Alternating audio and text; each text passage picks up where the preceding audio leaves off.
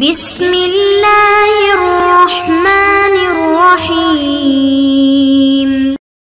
السلام علیکم معزز طلباء کرام، آپ سب کیسے ہیں؟ آج ہم مؤطا امام محمد کے سبق نمبر 288 کو پڑھیں گے۔ آج کے ہمارے سبق کا عنوان ہے 5 مسائل۔ چونکہ گزشتہ سبق میں آپ نے باب الحد فی التعریض سے سبق کو پڑھا تھا کہ اشارے کنایا سے کسی پر تہمت لگائی، بدفعلی کی، تو اس پر حد جاری ہوگی یا نہیں ہوگی؟ تو اس حوالے سے مسلک احناف کیا تھا، شواہد کیا تھے، وہ سارے آپ نے سنے پڑھے۔ تو اس سبق میں بھی میں نے عرض کیا تھا کہ اس بدفعلی والے سبق کے ضمن میں کہ اس کا عنوان بدفعلی ہے، تو کئی ایک ایسے مسائل جنم لیتے ہیں جو اسی سے جو ہے وہ تعلق رکھتے ہیں اور ان کے تانے بانے اسی سے جڑتے ہیں۔ تو اس لحاظ سے چند ایک مسائل کا ذکر جو ہے وہ آج کیا جائے گا، اور ان میں سے 5 مسائل بالخصوص کسی نہ کسی حد تک ہم ان کو یہاں پر بیان کریں گے اور سمجھیں گے۔ جن میں سے پہلا مسئلہ یہ کہ جو شخص چوپایوں سے بدفعلی کرے تو اس کا کیا حکم ہے؟ تو مختصر کر کے میں ایک ایک مسئلے کو ڈسکس کرتا جاتا ہوں۔ 5 مسائل ہیں تو تاکہ ہمارا کوئی 10 منٹ کے اندر یہ سبق کلوز ہو جائے۔ تو کسی چوپایا سے بدفعلی کرنے والے کی سزا میں ائمہ کرام کا اختلاف ہے، جبکہ احناف ایسی بدفعلی پر حد لگانے کے قائل نہیں ہیں بلکہ تعزیر کا حکم دیتے ہیں۔ ابن قدامہ نے اپنی شرح آفاق تصنیف المغنی میں اس بارے میں اختلاف ائمہ کو باقاعدہ نقل کیا ہے۔ میں وہی تحریر آپ کے سامنے بڑھاتا ہوں۔ ابن قدامہ یہ لکھتے ہیں کہ حضرت امام احمد بن حنبل سے مختلف روایات آئی ہیں۔ جانور یا چوپایا سے وطی کرنے والے کے بارے میں ایک روایت یہ ہے کہ اسے تعزیر لگایا جائے، حد نہیں ہوگی۔ یہی حضرت ابن عباس سے مروی ہے، اور یہی مسلک عطا کا ہے، نخعی کا ہے، شعبی کا ہے، مالک کا ہے، حاکم کا ہے، ثوری کا ہے، احناف کا ہے، اسحاق کا بھی یہی مسلک ہے۔ امام شافعی بھی یہی فرماتے ہیں۔ دوسری روایت یہ ہے کہ اس کا حکم لوتی کے حکم جیسا ہے۔ حسن نے کہا ہے کہ اس کی حد زنا ہے۔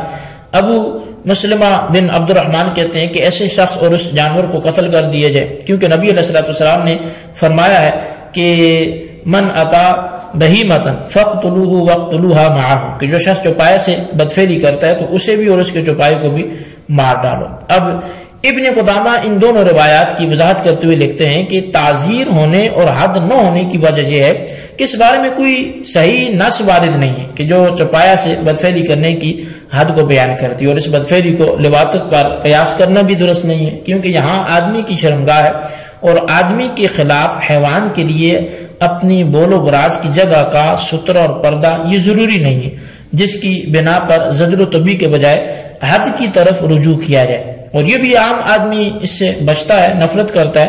لہذا ثابت ہوا کہ چوپائے کے ساتھ بدفعلی کے مرتکب پر حد جاری نہیں کی جائے گی۔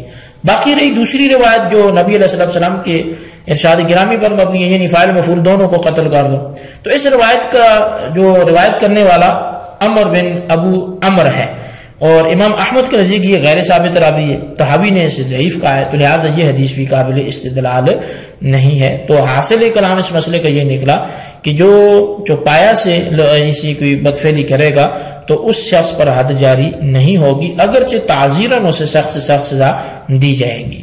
دوسرا جو مسئلہ اسی ہمارے سابقہ باب سے متعلق ہے وہ ہے مردہ عورت سے وطی کرنے کا کیا حکم ہے۔ تو مردہ عورت کے ساتھ وطی کرنے والے پر احناف کے نزدیک حد زنا نہیں ہے بلکہ تعزیر ہے۔ مردہ عورت کے ساتھ وطی کرنے میں بھی 2 اقوال ہیں۔ ایک یہ ہے کہ اس پر حد واجب ہے، یہ امام اوزاعی کا قول ہے۔ وہ کہتے ہیں کہ یہ وطی چونکہ انسانی شرمگاہ میں ہوئی ہے لہذا یہ زندہ انسان کے ساتھ وطی کرنے کے مشابہ ہوئی، بلکہ زندہ کی بنسبت یہ زیادہ گناہ اور بے حیائی ہے، کیونکہ ایسا کرنے والے نے مردہ عورت کی توہین اور بے عزتی کی ہے، جبکہ حضرت حسن کا قول یہ ہے کہ ایسے پر حد نہیں ہے۔ ابو بکر کا بھی یہی قول ہے، یہ کہتے ہیں کہ مردہ عورت سے وطی کرنا کوئی وطی نہیں ہے، کیونکہ مردہ کی شرمگاہ کی جس سے وطی کی گئی ہے وہ بے جان اور ہلاک ہو چکی ہے، اور اسی جگہ و مقام پر وطی کرنے سے شہوت تو نہیں آتی اور آدمی اس سے بچتا بھی ہے، تو لہٰذا یہ جو ہے اس طرح سے اس پر بھی حد جاری نہیں ہوگی۔ تو اب یہ زنا ہوتا کیا ہے؟ تو فقہائے احناف نے جو اس کی تعریف کی ہے تو وہ یہ ہے کہ ہوا اسم للوطی الحرام فی قبول المرأة الحیة فی حالت الاختیار فی دار العدل، یعنی زنا ایسی وطی کا نام ہے جو حرام ہو اور زندہ عورت کے اگلے مقام میں بحالت اختیار دار العدل میں کی جائے۔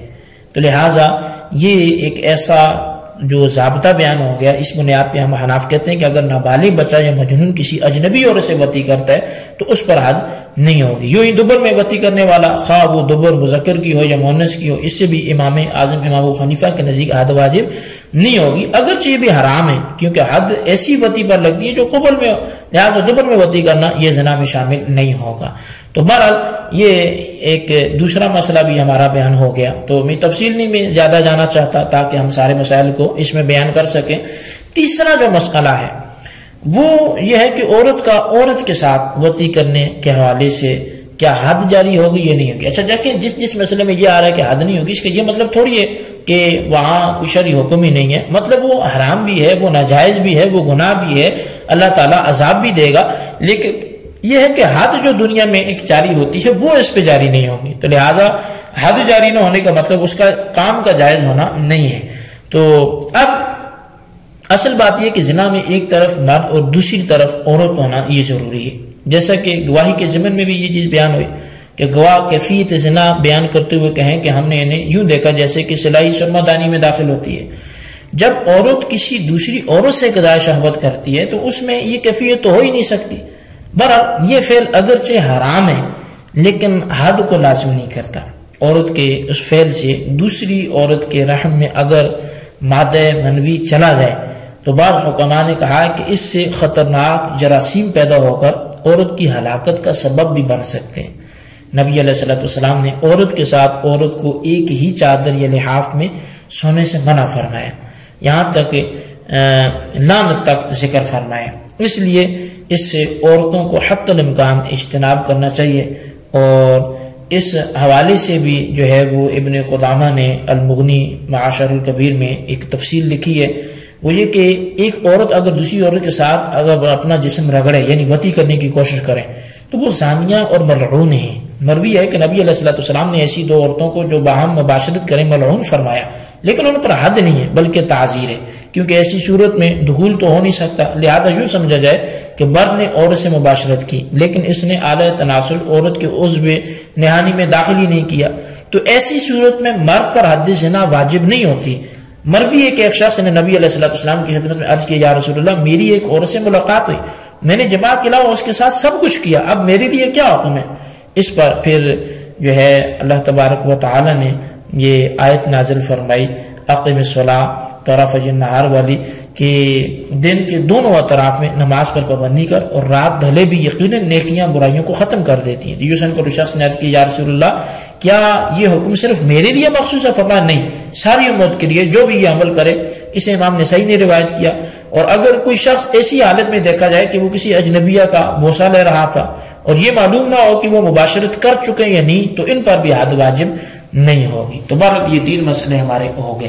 چوتھا مسئلہ یہ ہے کہ مشت زنی یا کسی غیر طبعی اور غیر فطری طریقے سے منی خارج کرنے کا کیا حکم ہے؟ تو عربی زبان میں اس کے لیے لفظ استمناء یعنی منی کا خروج چاہنا یہ آیا ہے، جس کی فقہاء کرام نے مختلف صورتیں مما مختلف احکام کے ذکر فرمائے ہیں۔ اس بارے میں علامہ شامی رحمۃ اللہ تعالی علیہ آپ فرماتے ہیں کہ اگر یہ متعین ہو جائے کہ مشت زنی سے شخص مذکور زنا سے بچ جائے گا تو اس پر استمناء واجب ہے، کیونکہ وہ گناہ دوسرے گناہ سے کم کا درجہ ہے۔ علامہ ابن حمام لکھتے ہیں کہ اگر ایسا شخص اپنی شہوت کو ٹھنڈا کرنے کے لیے کرتا ہے تو امید رکھنی چاہیے کہ وہ عذاب سے بچ جائے گا۔ معراج الدرایا میں امام شافعی اور امام احمد کا قول قدیم نقل کیا گیا کہ استمناء میں رخصت ہے، قول جو ہے وہ ودیہ میں اسے حرام کہا گیا، البتہ لونڈی یا بیوی کے ساتھ اسے جو ہے وہ جائز قرار دیا۔ اس لیے معراج الدرایا کے اس قول کے یہ منافی نہیں ہے کہ استمناء جائز ہے۔ السراج میں ہے کہ اگر کوئی شخص مجرد ہو، اس کی بیوی یا باندھی نہ ہو، اور اگر بیوی ہے تو لیکن اس تک پہنچنے پر قادر نہیں ہے، تو ادھر شہوت نے بہت زیادہ غلبہ کر لیا، حتیٰ کہ اسے شہوت کے علاوہ کوئی اور بات یا خیال اپنی طرف متوجہ نہیں کر پاتا، تو امام ابو اللیث نے اس صورت میں کہا کہ اس سے استمنا سے اس پر کوئی وبال نہ آئے گا۔ تو بہرحال یہ جو کچھ اقوال لکھے علامہ شامی رحمۃ اللہ علیہ نے، تو بات ابھی ختم نہیں ہوئی، انہوں نے آگے یہ کچھ علماء کے اقوال لکھے اور مخصوص صورتیں لکھی۔ ہاں فرمایا کہ اگر صرف حصول شہوت کے لیے ایسا کرے گا تو گناہگار ہوگا۔ یہاں ایک بات غور طلب ہے، وہ یہ ہے کہ استمنا میں گناہگار ہونے کی علت کیا ہے؟ کیا انسان کے لیے اپنے ہاتھ یا ران وغیرہ سے نفع حاصل کرنا علت گناہ ہے؟ جیسا کہ حدیث پاک میں ہاتھ سے جمع کرنے والے کو ملعون کہا گیا، یا مادہ منی کو فضول اور بے محل بہانا وجہ گناہ ہے، جیسا کہ امام ابو لیث نے لکھا ہے کہ حصول شہوت کے لیے استمنا حرام ہے۔ تو علامہ شامی فرماتے ہیں کہ میں نے کہیں نہیں دیکھا کہ کسی نے اس کی وضاحت کی ہو۔ بظاہر مؤخر ذکر ہی علت ہوتی ہے، کیونکہ بیوی یا باندی کے ہاتھ میں مادہ منویہ گرانا بھی استمنا ہے، مگر چونکہ مباح جز کے ساتھ ہے لہذا جائز ہے۔ جیسا کہ کچھ شخص اپنا اعلی تناسل اپنی بیوی کے ران یا پیٹ کے ساتھ رگڑ کر قضائے شہوت کر لے تو جائز ہے۔ اس سے معلوم ہوا کہ اعلی تناسل کو کسی دیوار یا سوراخ میں ڈال کر پانی نکالنا یہ ناجائز ہے۔ اس کی تائید جو ہے وہ اس سے ہوتی ہے کہ علامہ زیلعی نے استمناء بالکف کہ عدم جواز پر اس آیت سے استدلال کیا کہ والذین هم لفروجهم حافظون الا علی ازواجهم او ما ملکت ایمانهم، کہ وہ لوگ جو اپنی شرمگاہوں کی حفاظت کرتے ہیں سوائے اپنی بیویوں اور لونڈیوں کے۔ تو اس آیت میں اللہ تعالیٰ نے اپنی بیوی اور لونڈی سے استمناء کو جائز قرار دیا ہے۔ اس کا مطلب یہ ہے کہ بیوی اور لونڈی کے علاوہ کسی اور طریقے سے استمناء یا قضائے شہوت یہ جائز نہیں ہے۔ یہ وہ نقطہ ہے جو مجھ پر منکشف ہوا، یعنی علامہ شامی رحمۃ اللہ علیہ نے اس حوالے سے یہ گفتگو فرمائی۔ تو بہرحال اس عبارت سے یہ ثابت ہوا کہ آدمی کے لیے اس کی اجازت نہیں ہے کہ وہ اپنے اعضاء کو ایک دوسرے کے منافع کے لیے بجز اجازت شرعی وہ تصرف میں لائے، کیونکہ انسان اپنے اعضاء کا علی الاطلاق مالک نہیں ہے۔ جب ملکیت مطلقہ نہیں ہے تو اپنا کوئی عضو کاٹ کر کسی دوسرے کو دینے کا تصرف عضو شرع کیوں کر جائز ہو سکتا ہے؟ تو بہرحال اس لحاظ سے یہ کہنا بالکل بعید نہیں ہے کہ جو استمناء ہے بلا جو کچھ مخصوص صورتیں بیان ہوئی تو ان کے علاوہ مطلقاً جو ایک غلبہ شہوت کے وقت کیا جائے تو یہ حرام ہے، ناجائز ہے اور گناہ ہے۔ ایسا کرنے والا جو ہے وہ بالکل حرام کام کا ارتکاب کرنے والا ہے، تو اس سے بھی بچنا لازم ہے، اگرچہ اس پر بھی وہ جو حد ہے شرعی وہ اس پر جاری نہیں ہوگی۔ اچھا، اسی طرح جو آخری مسئلہ ہے تو وہ بھی لواطت کے حوالے سے ہے، اور لواطت کے حوالے سے سورہ اعراف کی آیت نمبر ہے وہ 80 اور 81 میں وَلُوطًا اِذْ قَالَ لِقَوْمِهِ أَتَأْتُونَ الْفَاحِشَةَ مَا سَبَقَكُمْ بِهَا مِنْ أَحَدٍ مِنَ الْعَالَمِينَ إِنَّكُمْ لَتَأْتُونَ الرِّجَالَ شَهْوَةً مِنْ دُونِ النِّسَاءِ بَلْ أَنْتُمْ قَوْمٌ مُسْرِفُونَ کہ لوط علیہ السلام نے جب اپنی قوم سے فرمایا کہ تم بے حیائی کرتے ہو جو تم سے پہلے دنیا میں کسی نے نہیں کی، تم یقیناً مردوں کے ساتھ شہوت رانی کرتے ہو اور عورتوں سے نہیں کرتے، تو تم بالکل حد سے گزرنے والے ہو۔ تو یہ اللہ تعالیٰ نے بھی اس کی مذمت فرمائی، نبی علیہ السلام نے اس کی مذمت فرمائی، تو اس کے بھی مطلب بہت سخت اقوال اس کے حوالے سے وہ کتب میں موجود ہیں۔ تو بہرحال لواطت پر بھی امام اعظم کے نزدیک حد زنا نہیں ہے لیکن تعزیر ہے، جو قاضی یا حاکم کی ثوابدید پر ہے، لیکن اس کے گناہ ہونے میں کوئی شک نہیں ہے۔ تو بہرحال یہ جتنے بھی مسائل متعلقہ تھے اس بدفعلی والے عنوان کے تحت تو وہ میں نے آپ کے سامنے بیان کیے۔ میں ایک دفعہ پھر یہ بات کرتا ہوں کہ اگرچہ جو تہمت ہے اور جو بدفعلی ہے یہ سارے کام ناجائز ہیں اور اگرچہ ان پر کہیں حد ہو کہیں نہ ہو، تو حد نہ ہونے کا مطلب ان کا جواز نہیں ہے، بلکہ حد ہو یا نہ ہو یہ افعال جو ہیں وہ ناجائز ہیں اور حرام ہیں۔ اللہ تبارک و تعالی تمام اپنے بندوں کو ان حرام کاموں سے محفوظ رکھے اور جنت کو ہمارا مقدر بنائے اور دخول نار سے ہم سب کو معمون اور محفوظ فرمائے۔ آج کا جو ہمارا سبق تھا اس میں 5 مختلف مسائل پر گفتگو ہوئی، آپ ان کو اچھی طرح سمجھیں، ان کے خلاصے کو اپنے رجسٹر پر ضرور لکھیں۔ اللہ تبارک و تعالیٰ سے دعا کرتے ہیں جو ہم نے پڑھا سنا اسے یاد رکھنے کی توفیق نصیب فرمائے۔ آمین بجاہ النبی الامین صلی اللہ علیہ وسلم۔